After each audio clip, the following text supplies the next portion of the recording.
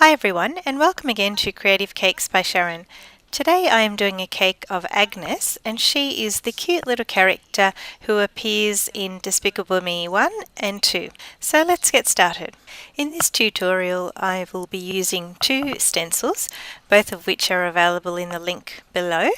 I've got an 8-inch round cake, a sharp knife, I've got a pizza cutter, an edible marker, a fluffy paintbrush, as well as some light peach coloured luster dust. I've got my offset spatula, roller, and I've got some black fondant, a little bit of red, a small amount of brown and white, and also some flesh coloured fondant, as well as some white chocolate ganache. I also have a cake board that I've covered already with some fondant, as well as a long piece of thick wire. So to create Agnes today, I'm going to try and achieve a bit of a raised effect to add some definition with her fringe and her cheeks and her nose. And I'm going to use this second template to make my cuts into the cake for those raised effects. Normally I would level my whole cake off, but I don't need to today. So the first thing I need to do to create this 2D character is to use my stencil with her printed face on it and cut around the stencil, taking off all of the excess bits of cake. You can see here, using this stencil, you don't waste too much of your cake. Now it's time to grab your second stencil and cut along the two dark lines. I use the ears to line up my stencil on the cake, and then using a sharp knife I cut along the top edge of the stencil, probably about 3 or 4 mil deep, and then starting from the outer edge of the cake I cut on an angle up towards the cut that I originally made. And the cake just falls away, as you can see, so I'm just trying to create an angled edge on the top part of the cake. Once I've finished with this, you can see that there's a bit of a ridge, and that's what we want to achieve. Once I'm happy with my shape, I turn it around and again at the other end of the stencil make an indentation and start trimming away the cake. This part is the bottom side of Agnes's face, so her chin and cheeks. So I want to create a soft round edge rather than a sharp corner. So once we lay the fondant over this, we'll get a nice raised surface. So now I just go ahead and fill the middle of my cake with my white chocolate ganache, and then replace the top part of the cake and proceed to cover the entire cake with the rest of the white chocolate ganache, making sure I get a nice even coating on the top and the sides. And then once I'm happy with this, I'm going to put it in the fridge for about 15 minutes. At this stage I'm going to prepare Agnes's ponytail just a little bit in advance so that it has time to dry, so by the time I finish the cake it's a little bit stiff. So with just some black fondant I roll it into a bit of a log and then roll it out into about the thickness of one of my fingers, and with a sharp knife I'm just going to neaten the two sides and the top of the ponytail to get those nice sharp corners that she has. It's a good idea now to just pick up the ponytail and smooth off any loose edges from your cuts that you've made, and then with a sharp knife I'm just going to score in lines into the ponytail to give her that cartoon-like appearance of hair.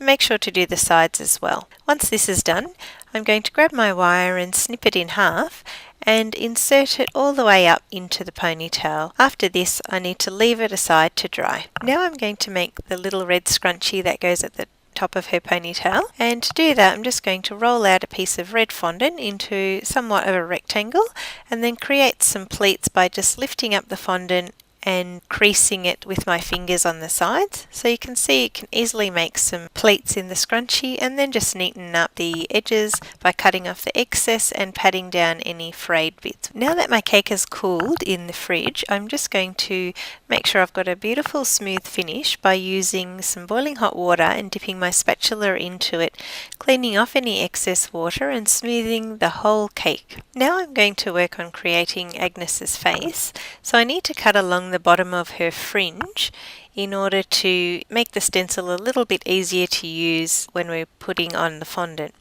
So once I've placed the stencil on the cake, with my sharp knife I just score along the top of the stencil, and then with the back of a paintbrush I'm just going to rub it around the shape of her nose to create an indentation that I'm going to use and refer to later.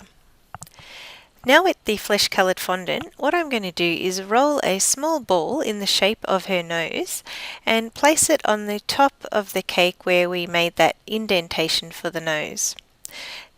I'm also going to add some raised cheeks to this cake, so I'm going to take a round ball and pat it in my palm into a bit of a mound.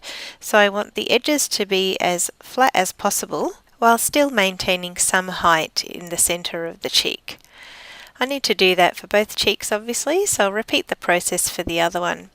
Now using the stencil as a guide, I'm just going to place those two pieces of fondant onto the cake and they will stick to the ganache. Now I've just put the cake to one side while I roll out the flesh coloured fondant for her face, and then I'm going to grab the stencil once again and use it as a template to cut the fondant, so cutting along the top end and around the bottom.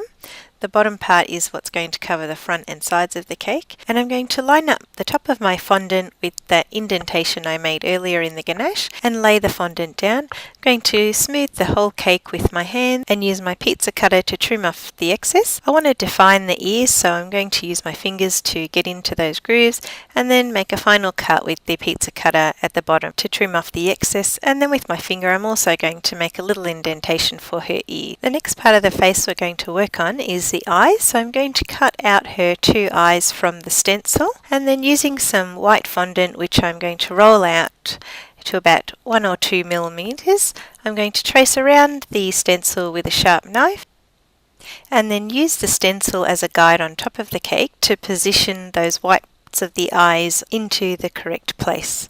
Once I'm happy with my placement of the eyes, I'm just going to gently lift off the stencil and smooth the edges of the eye so that it's more of a round finish. Now to make the other parts of the eye, in other tutorials I have generally cut out the shapes, but in this one I want to just show you another technique where you just roll the, in this case the brown fondant for the brown of her eyes, into a ball and place it over the top of the stencil. Once I've done this, I'm then patting down the edges, as you can see, so I can try to achieve a bit of a seamless edge between the brown and the whites of the eyes. So again with the other eye you can see that I'm making a little bit of a mound, similar to how I did the cheeks, and once I'm happy with the shapes I've achieved, I use my stencil as a guide to place this brown part of the eye onto the white that we've already put onto the cake and pat it down as best I can so that I can achieve a seamless edge between the brown and the white, but also a raised eyeball. The same thing goes for the center of the eye. I'm just going to create a little black ball which I'll then put on the top of the brown part of her eye and pat it down until I'm satisfied that it blends in, and then using 2 tiny balls of white fondant I'm just going to create a little reflection on both of her eyes. Now I've got my black fondant again, I'm going to work on making the eyebrows, so I'm going to roll out 2 fairly thinnish long sausages, and I'm going to keep working the fondant, moulding and rolling as I need to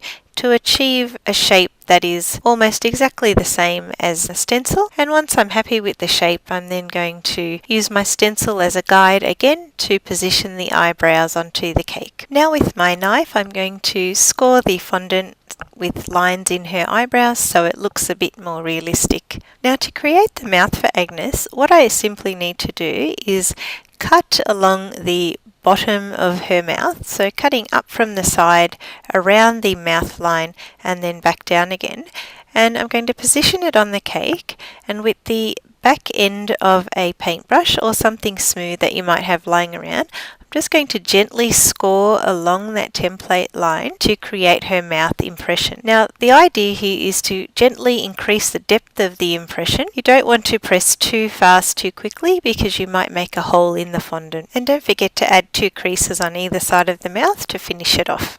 Now that I've done her face, I'm going to work on Agnes's hair, so I just have to roll out some of my black fondant, and with the top part of the template, which has got her hair on it, I'm just going to trace along that with my pizza cutter.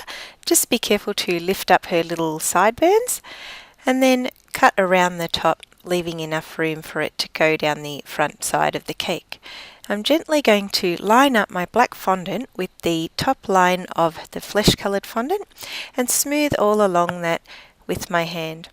I want to really make that indentation that we created into the cake with my hand so that we can see her fringe from the top of her hair, and carefully trim the fondant where it joins with her face and trim off all of the excess black fondant around her hair. Now I just have to create her two little sideburns, so just using some of the leftover black fondant, I'm just going to carefully cut out two narrow pieces which taper into a point and leave them aside flat just to dry a little bit, because if you put them straight onto the cake they will just flop down by the sides of her ears, so we want them to be a bit more stiff. Now, in the same way that we made the marks into the top part of the ponytail, I'm going to make indentation lines right across the top section of her hair with my knife, as well as across her fringe and down the sides of the cake. And with the back of my knife I'm just going to press gently to create a bit more definition into that crease. Using my fluffy paintbrush and my peach coloured luster dust, I'm just going to highlight her cheeks and gradually build up the colour until it's a shade I'm happy with. I'm also going to lightly dust my brush into the crease of her mouth just to create a little bit of a shadow and some more definition,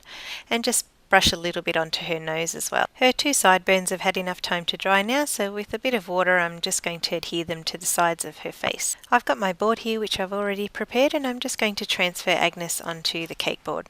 Looking back at the stencil, we can see a few eyelashes on Agnes's face, so using the black edible marker I'm just going to go around her eyes and add some tiny black strokes to create her eyelashes. You can also add a little bit more detail to the eyes with some black straight lines in the brown parts of her eyes. It all comes together fairly quickly now, so grabbing the ponytail, which is somewhat dry, I've inserted it into the cake and positioned her scrunchie on top. Now, because I've made this ponytail within the length of this video, it's not fully dry, so I need to trim it a little in order for it to stand stiff on its own. And there you have the finished product, Agnes from Despicable Me 1 and 2. I hope you enjoyed watching me make this cute little character, and thanks for watching.